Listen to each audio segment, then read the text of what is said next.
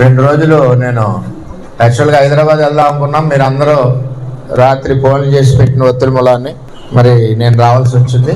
మన కుటుంబం అంతా కూడా గౌరవ కేంద్ర పార్టీ అధ్యక్షులు ముఖ్యమంత్రి చంద్రబాబు నాయుడు గారితో మన ప్రయాణం 23 సంవత్సరాలు. అవును కదా, 23 ఏళ్ళ నుంచి పనిచేస్తున్నాం. 23 సంవత్సరాలు మనం సార్తో ప్రయాణం చేస్తున్నాం. మనకు అధికారం ఉన్నా లేకపోయినా ప్రజా సమస్యల మీద పోరాడుతూ ఒక కుటుంబంలాగా, చంద్రబాబు కుటుంబంలాగా మనందరం కూడా పార్టీకి అండగా, ప్రజలకు అండగా ముందుకెళ్తా ఉన్నాం. ఈ ప్రజాసేవ చేసి అవకాశం కల్పించిన చంద్రబాబు నాయుడు గారు అవకాశం కల్పించారు. 23 సంవత్సరాలు ప్రజాసేవ చేసిన అవకాశమే మనకు గొప్ప పదవి. చంద్రబాబు నాయుడు గారి యొక్క ఆదేశాలు, మన భవిష్యత్ రథసారథి యువ నాయకుడు లోకేష్ గారి యొక్క ఆదేశాలు, నిర్ణయాలకి నేను, నా కుటుంబం, అదేవిధంగా పిఠాపురం నియోజకవర్గ నా తెలుగుదేశం పార్టీ కుటుంబం ఎప్పుడూ శిరసావహిస్తాం, కట్టుబడి ఉంటాం, పార్టీకి అండగా ఉంటాం, పార్టీ కార్యకర్తల్ని కాపాడుకుంటాం, పార్టీ కార్యకర్త మీద ఏ గవాలన్నా సరే ప్రాణాలు ఇస్తాం. అది తెలుగుదేశం పార్టీ.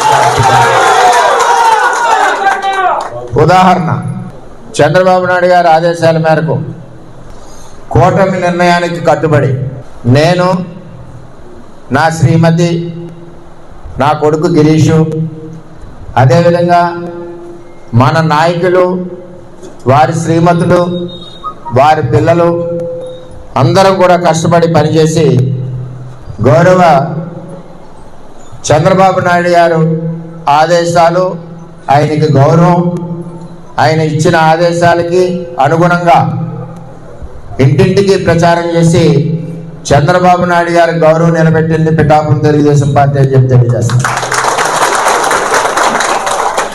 అదే మా పిఠాపురం తెలుగుదేశం పార్టీ యొక్క క్రమశిక్షణ, మా పిఠాపురం తెలుగుదేశం పార్టీ కుటుంబం యొక్క కష్టం.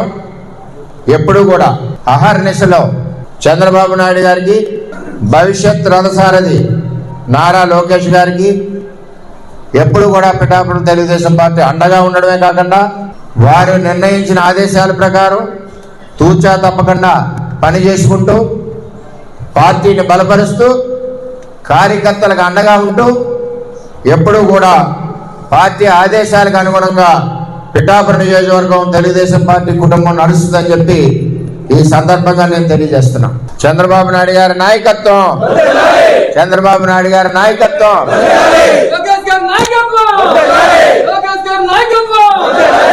కొన్ని ఇబ్బందులు ఉంటాయి మన అధ్యక్షుడు. మనం ఒకరికి జడ్పీటీసీ ఇవ్వాలంటేనే మల్లగొల్లాలు పడతాం.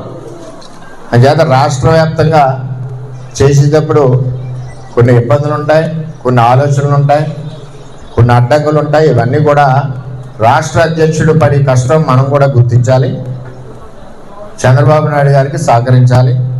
అంచేత మనందరం కూడా ఎటువంటి మనకు భవిష్యత్తు ఉంది.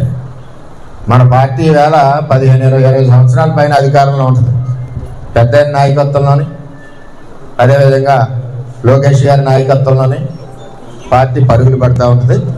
చేత దయచేసి మనందరం కూడా ఎప్పుడు పార్టీకి అండగా, చంద్రబాబుకి అండగా, భవిష్యత్ రథసారథి లోకేష్కి అండగా మనందరం ఉండాలని మీ అందరినీ కూడా మనస్ఫూర్తిగా కోరుకుంటూ, మేము ఒక నెట్వర్క్ 75 సీసీ కెమెరాలతోటి మొత్తం ప్రాంగణం, అదేవిధంగా హైవేస్లో కూడా ఒక నెట్వర్క్ ఏర్పాటు చేసి సీసీ కెమెరాస్ ఏర్పాటు చేస్తున్నాం.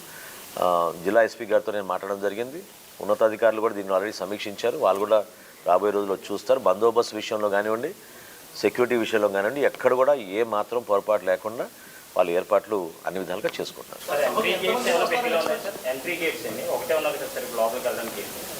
లాస్ట్లో చూస్తారు మీరు.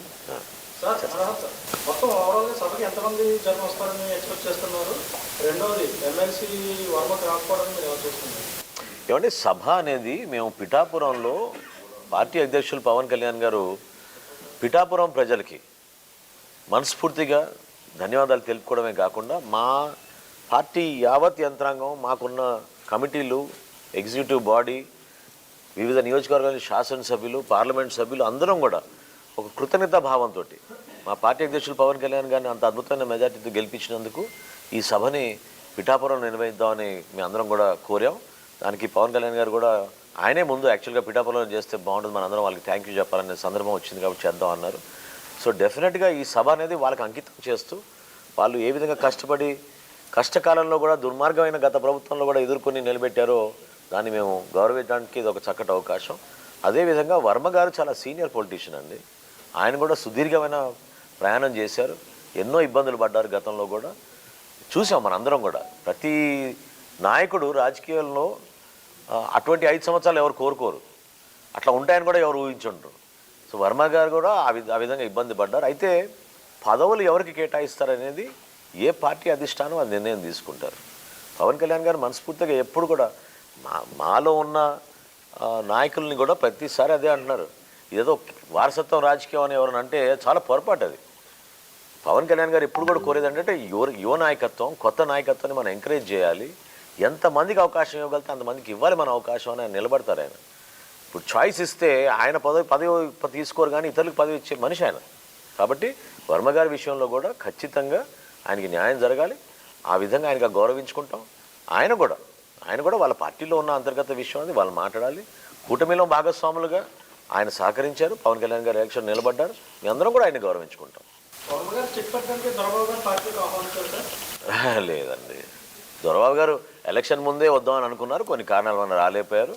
ఆయన మాలో ఒక కుటుంబ సభ్యుడిగా ఉన్నారు, ఆయన చాలా సౌమ్యంగా ఉండే మనిషి, అటువంటి ఆలోచనలు ఏం లేదు. ఒక చెక్ పెట్టడానికి అవసరం ఏముంది, ఇది పవన్ కళ్యాణ్ గారి నియోజకవర్గం, ఇక్కడ ఎవరికి చెక్ పెడతామండి?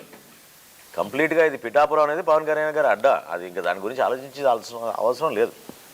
Thank you.